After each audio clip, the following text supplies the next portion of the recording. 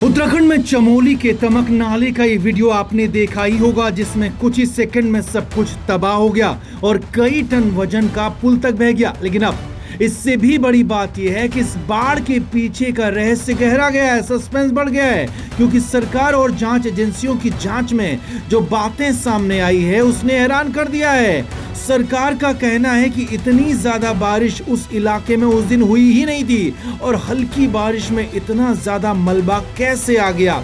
इतना ही नहीं, वहां कोई झील या फिर बांध भी नहीं टूटा था, जिसके बाद तो सवाल खड़ा हो गया है कि आखिर वो बाढ़ आई तो आई कैसे।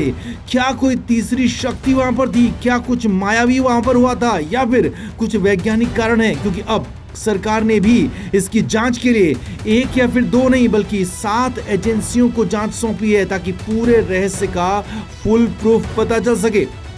वीडियो में आगे बढ़ने से पहले आपको साफ साफ बता दें कि हम ना तो अंधविश्वास पर यकीन रखते हैं और ना ही अंधविश्वास को बढ़ावा देते हैं, लेकिन चमोली के तमक नाले में जो उफान आया उसकी वजह बेहद रहस्यमयी और मायावी हो गई है। तमक नाले में अचानक इतना ज्यादा पानी कैसे आया, इस पर सस्पेंस गहरा गया है, क्योंकि स्थानीय लोगों का और प्रशासन का कहना है कि उस दिन इतनी ज्यादा बारिश उस इलाके के आसपास हुई ही नहीं जिससे कि इतना बड़ा जलजला आ जाए। साथ ही इलाके में ऐसा कोई बांध, डैम या फिर तालाब और झील नहीं है जिसके टूटने से बाढ़ जैसे हालात बने। इससे भी बड़ी बात, अगर कहीं से पानी आ भी गया तो इतना ज्यादा मलबा कहां से आया, भारी भरकम बोल्डर पत्थर कहां से आए, क्योंकि ये भी लोगों का कहना है कि तमक नाले के आसपास उस दिन कोई इतना बड़ा लैंडस्लाइड हुआ ही नहीं। जिसके बाद अब सरकार भी चौकन्नी हो गई है और इस जलजले की 5 पॉइंट्स में जांच होगी। उत्तराखंड सरकार ने 7 वैज्ञानिक एजेंसियों को लेटर लिखा है और अगले 15 दिन में इसकी जांच रिपोर्ट सौंपने को कहा है। अब वो 5 पॉइंट्स हैं क्या, वो भी समझिए।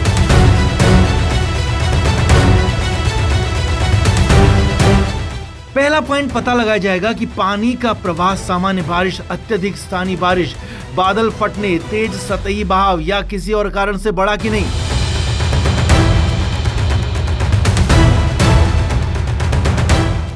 दूसरा पॉइंट, इतना मलबा आखिर कहां से आया, तो तमक नाले में आए मलबे के सोर्स और उसकी उत्पत्ति की इलाके की पहचान होगी। ऊपरी इलाके में भूस्खलन, भूधसाव, ढलान टूटने या चट्टानों के टूटने या फिर अन्य गतिविधियों की भी जांच होगी।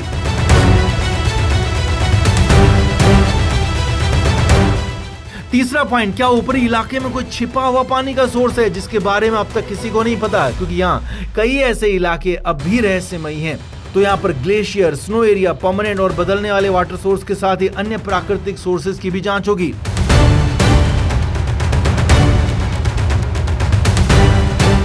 चौथा पॉइंट, उस दिन इलाके में कितनी बारिश हुई इसका भी वैज्ञानिक आकलन होगा। सैटेलाइट और रडार आधारित बारिश के आंकड़ों के साथ स्थानीय बारिश मापने वाले सेंटर्स का डेटा देखा जाएगा। बारिश की तेजी और कितनी देर तक बारिश हुई और उसका मिलान तमक नाले के उफान से होगा।